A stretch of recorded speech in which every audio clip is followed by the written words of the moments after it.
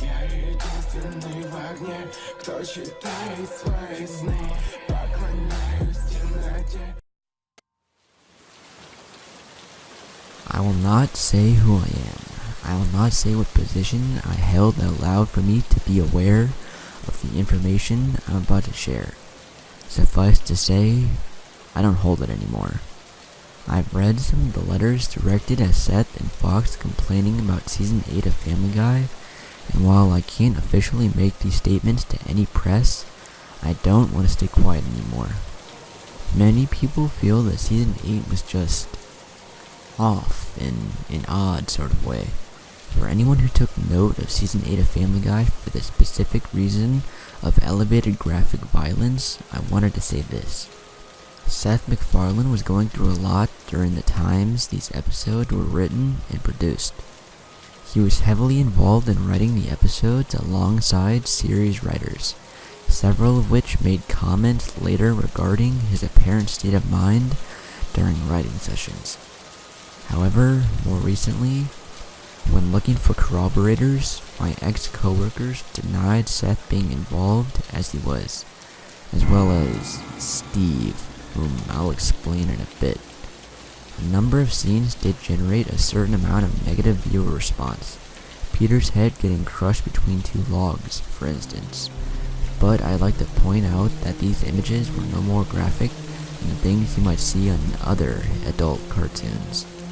In addition, there has been blood and gore in this series before. Typically, it's just more spread out over the season. However, if you did feel that such imagery was out of place for the series, you were right. Editors cut nearly 2 hours of animated gore, violence, and sexual abuse from Season 8, as well as rejected 3 proposed episodes featuring the character Quagmire stalking, capturing, raping, and finally killing a woman whom he keeps for several days while alive in his basement.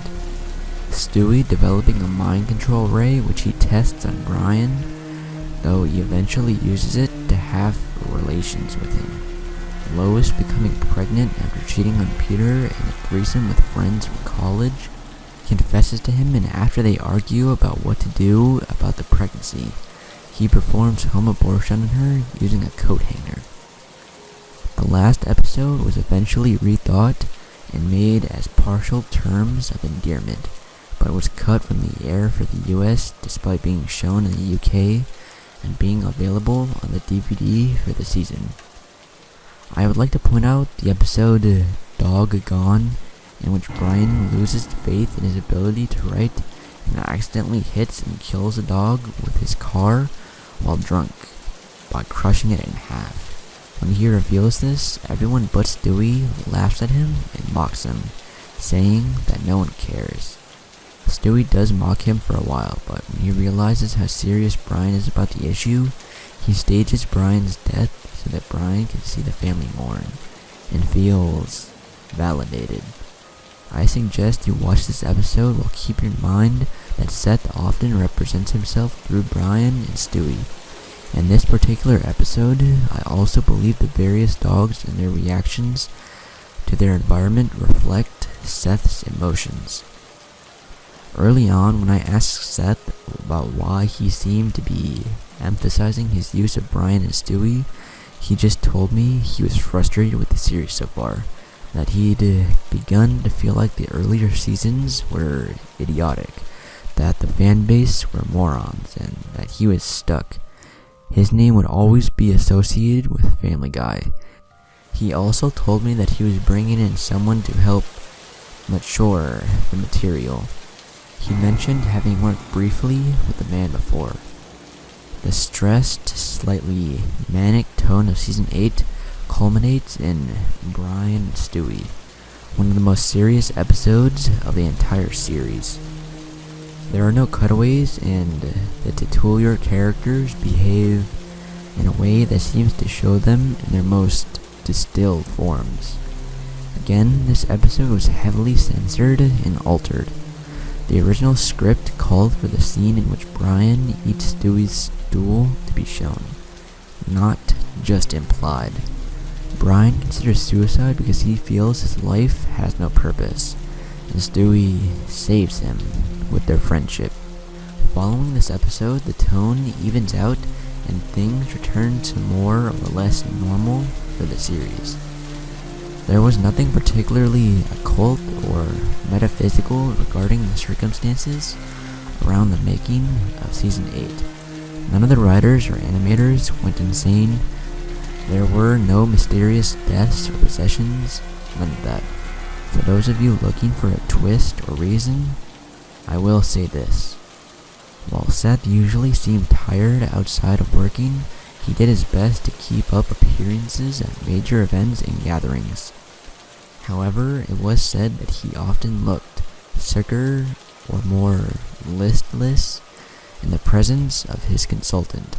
I assume this was the man Seth had mentioned to me earlier on, and was reluctant to say no to suggestions said consultant, whom I will call Steve, made. From what I've gathered, he didn't really start making suggestions during sessions until around episode 3, but was talking to Seth in private about the series. He was silent for some time, almost absent aside from just sitting in, and then began to converse more actively with Seth and the co-writers by the middle of the season. While those who had to deal with Steve did usually seem irritated or perturbed by his presence, he did have some connections. Dwayne Johnson's brief appearance in episode 10, Big Man on Hippocampus, was attributed to Steve, and I was told Mr. Johnson, when jokingly asked by one of the crew on set about how he got asked to do the scene, commented that he was only there because he owed a favor to Steve. He acted uncomfortable at the time, and even during filming the short. It was done in one take, and he was not asked to do it a second time. From what I've heard, Steve was present and seemed pleased by the fact that Mr. Johnson was visibly uneasy. During one session, the second time I saw him in person, I did question Steve directly about a suggested plot, and when he turned to look at me, I was genuinely scared. I had no idea why. He had never once threatened, swore, or made a personally violent move. I suppose it was the series of ideas regarding violence and gore he pitched to Seth. I should mention that when others did protest suggested violence, Steve would typically switch to sexual themes, racism, mental illness, or just withdrawal altogether until he could work in one of his themes again. The pitch I was concerned about was for a running gag. The question I asked was something along the lines of, I think that what we're doing may be too much for one episode. April and Quahog. Blood is okay once, maybe twice in the episode, but showing the same man dying over and over might be a bit much. The gag being pitched was that Peter, at various points in the episode, runs over the same man who, despite being whole and alive every encounter, is increasingly mauled every instance, with a different reoccurring character running over and screaming that the man was dead. Seth was unaccompanied to the writing sessions for episode 17, and he was much more energetic than I'd seen him in months.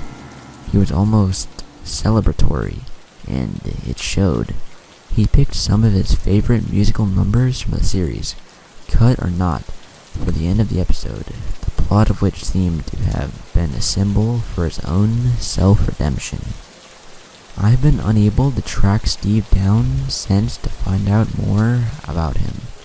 No records exist within the company to show that he was ever officially signed on or paid, and I believe he may have been privately hired by Seth. For what reason, I have no idea. I'm just glad to know he's gone.